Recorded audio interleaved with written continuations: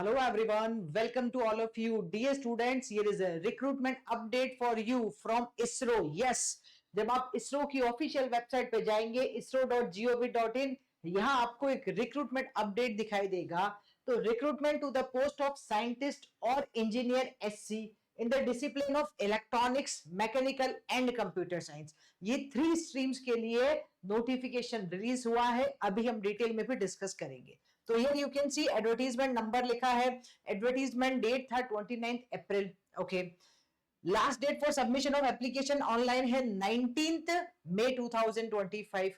और यहां लिखा है इन्होंने कि सेंट्रलाइज रिक्रूटमेंट है, तो आईसीआरबी है. ओके, स्टेटस अभी ओपन है. एरिया ऑफ वर्क लिखा है साइंटिस्ट या फिर इंजीनियर एससी ईएमसी, और लोकेशन है बेंगलुरु. ठीक है जी. तो online submission will open from 29 अप्रैल, मतलब आज 29 अप्रैल है, आज से स्टार्ट हो चुका है ऑनलाइन फॉर्म सबमिशन. अभी देखते हैं क्या एलिजिबिलिटी क्राइटेरिया है. देखो यहाँ ऑप्शन भी दिखाई दे रहा है, click here to apply online, तो आपको दिखाई दे रहा है. If I will go to this one, तो यहाँ मेरे पास ऑप्शन आ जाएगा अप्लाई ऑनलाइन का. ठीक है. और इससे पहले अगर हम यहां जाएं तो बाइलिंगुअल एडवर्टीजमेंट है. You can see this detail advertisement.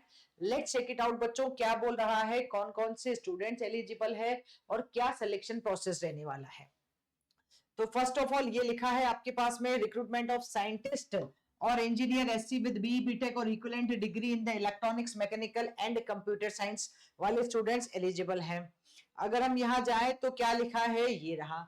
In order to accelerate the recruitment process in a mission mode in the line with the vision and direction of the Honorable Prime Minister of India, part of the vacancies of the scientist or engineer SC in ISRO will be filled up based on the gate score and remaining vacancies based on the written test. ठीक है, तो दोनों process लिखा है इन्होंने, gate score and written test. तो remaining vacancies का क्या लिखा है उस पर भी हम आएंगे बाद में. Online applications are invited from meritorious graduates for the following vacancies of scientist in the level 10 of pay matrix to be filled based on the GATE scorecard. अब इन्होंने अभी बात की है, इस रिक्रूटमेंट में बात किया है गेट स्कोर कार्ड की बेसिस पे सिलेक्शन होगा. First they will shortlist you, okay, आपकी गेट स्कोर की बेसिस पे, और देन वो आपको इंटरव्यू के लिए बुलाने वाले हैं. अभी आपको इसके बारे में भी डिटेल देंगे. ओके, तो first of all the post code that is BE 001 post है आपकी साइंटिस्ट या engineer SC electronics. Number of vacancies 22 है. टेंटेटिव सेंटर्स या यूनिट्स ऑफ पोस्टिंग मेंशन किया इन्होंने, most of the Bangalore, Hyderabad, Ahmedabad, Sriharikota, Thiruvananthapuram. ठीक है, मेंशन की है यहाँ पे प्लेसेस भी इन्होंने. फिर भी 002 मैकेनिकल स्टूडेंट्स के लिए 33 वैकेंसीज है. ये नेम ऑफ द पोस्टिंग या प्लेसेस ऑफ पोस्टिंग हो सकता है. फिर बात करें कंप्यूटर साइंस 003, और कंप्यूटर साइंस वाले स्टूडेंट्स के लिए 8 वैकेंसीज है, और यहाँ पे भी इन्होंने प्लेसेस मेंशन किया है. ठीक है. What is the education qualification, minimum qualification क्या होनी चाहिए, ये भी आपको जानना जरूरी है. तो इट इज मेंशन क्लियरली प्यारे बच्चों, क्या कि यहां लिखा है, देखो थोड़ा सा इसको, यहां लिखा है, देखिए ऑल द 3, ये इलेक्ट्रॉनिक्स के लिए, मैकेनिकल के लिए और ये कंप्यूटर साइंस के लिए. तो क्या लिखा है, बी बीटेक और equivalent in electronics and communication engineering with an aggregate minimum of 65% marks होने चाहिए आपके पास. इधर मैकेनिकल में हो 65% मार्क्स, इधर कंप्यूटर साइंस में हो मिनिमम 65% मार्क्स, मतलब बी बीटेक स्टूडेंट अप्लाई कर सकता है. प्लस इसी के साथ साथ क्या लिखा है, GATE qualification. GATE qualification valid GATE score card होना चाहिए. इलेक्ट्रॉनिक्स एंड कम्युनिकेशन इंजीनियरिंग में पेपर कोड ईसी, यहाँ पेपर कोड एमई, यहाँ पेपर कोड सीएस होना चाहिए. ठीक है, रेस्पेक्टिव ब्रांचेस में जिसमें आप अप्लाई कर रहे हैं उसी में आपके पास डिग्री और उसी का गेट स्कोर कार्ड होना चाहिए. देखो लिखा है, graduation should have been completed within the stipulated duration of the course as prescribed by the university. Allied discipline in B BTech acceptable under the about. ठीक है, एफएक्यूज में लिखा भी है उन्होंने और भी कौन कौन सी एलाइड ब्रांचेस है. ओके ठीक है, बस यही मुझे दिख रहा है. सीजीपीए जो भी इन्होंने मांगी है वो पूरा होना चाहिए. ओके ठीक है जी. हाँ, ये सारा सर्टिफिकेट के बारे में बताया है, सीजीपीए परसेंटेज के बारे में बताया है इन्होंने. तो दिस इज अ बाइलिंगुअल, आपको हिंदी और इंग्लिश दोनों में दिखाई देगा. एज लिमिट की बात कर लेते हैं.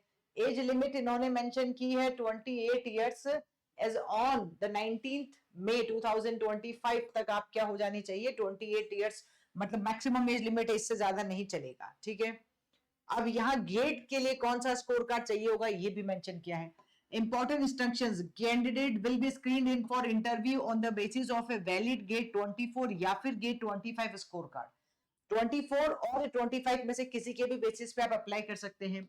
The GATE paper and the subject of qualifying degree of the candidate must be as per the discipline mentioned above in the table.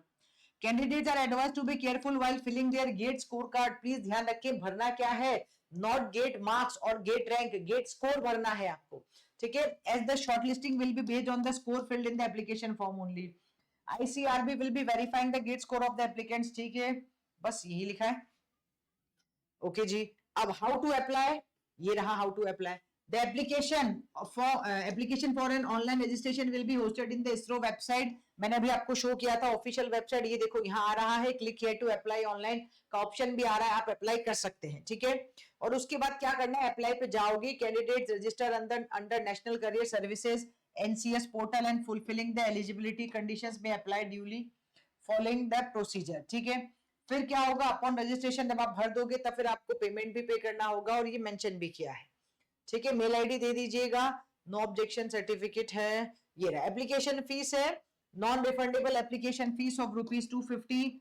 Okay. And the application fee will be collected only through online mode via, इन्होंने लिखा है भारत कोश portal and the link for making the payment will appear on the submission of the online application. Fees can be used using any of the following modes. कैसे, internet banking, UPI कर सकते हो, debit card, credit card के through भी आप पे कर सकते हो. ₹250 आपको पे करना है. ठीक है. ठीक है. ठीक है. देखो और भी जनरल इंस्ट्रक्शंस लिखी है, प्लीज आप उसको अच्छे से पढ़ें. किसी भी फॉर्म को फिल करने से पहले इन्होंने मेंशन किया है क्या है, ये देखो, ये यहाँ क्या लिखा है, if the candidate wants to pay the application fees later, then payment can be made on or before the last date of application fees. मतलब 21 मई से पहले पहले आप अपनी एप्लीकेशन फीस भी भर सकते हो by accessing the make payment link. ठीक है. बस और तो कुछ मुझे ऐसा लग नहीं रहा है. ठीक है. मतलब आपको फॉर्म फिल करना है, ईमेल आईडी डालनी है, रजिस्टर ईमेल आईडी को चेक करते रहें, वहीं पे आपको सारे नोटिफिकेशन आएंगे. ठीक है. अब सिलेक्शन प्रोसेस की बात कर लेते हैं जो सबसे ज्यादा इंपॉर्टेंट है. ये लिखा है कि the selection the qualification prescribed is the minimum, ये मिनिमम है, and the same does not automatically make candidate eligible for the interview. Shortlisting of the candidates for the interview in the ratio 1:7 होगा. shall be based on the GATE score awarded and not on the GATE marks or GATE rank. ठीक है. Candidate will be assessed based on the following attributes. क्या चाहिए, technical knowledge 40 marks, general awareness in relevance to the area of specialisation technical 20 marks, presentation या communication skill के 20 marks होंगे, compression के 10 marks होंगे और एकेडमिक अचीवमेंट के 10 marks होंगे. तो टोटलिंग आपके पास 100 मार्क्स होगा. ये इंटरव्यू का बता रहे हैं और उसमें से आपको क्या चाहिए, देखो ये भी लिखा है. Candidates will have to score minimum 60 marks in the interview and PWBD. Candidates will have to score 50 marks in the interview. For generation of the final panel, 50% weightage will be given to GATE score and 50% weightage given to the interview marks. तो 50-50% का weightage इन्होंने रखा है interview and GATE score का. ठीक है. अब ये allowances mention है. Selected candidates will be appointed as a scientist, engineer, SC in the level 10 of the pay matrix and will be paid minimum basic pay of 56,100. In the addition आपको DA perks allowances सारे मिलने वाले, जो सारे benefits मिलते हैं आपको. ठीक है. एज एन पीएसयू आपको यहाँ भी मिलने वाले हैं. ओके. फिर कुछ जनरल कंडीशंस लिखी है, आप उसको अच्छे से पढ़ लेना. ये ऑफिशियल वेबसाइट है जो मैंने आपको ऑलरेडी दिखा दी थी, शो कर दी थी, वही ऑफिशियल वेबसाइट है. और एक बार फिर से आपको लास्ट डेट बता देते हैं. ठीक है. वेट अ मिनट, यहाँ कुछ लिखा है इन्होंने फीमेल कैंडिडेट्स के लिए. ओके.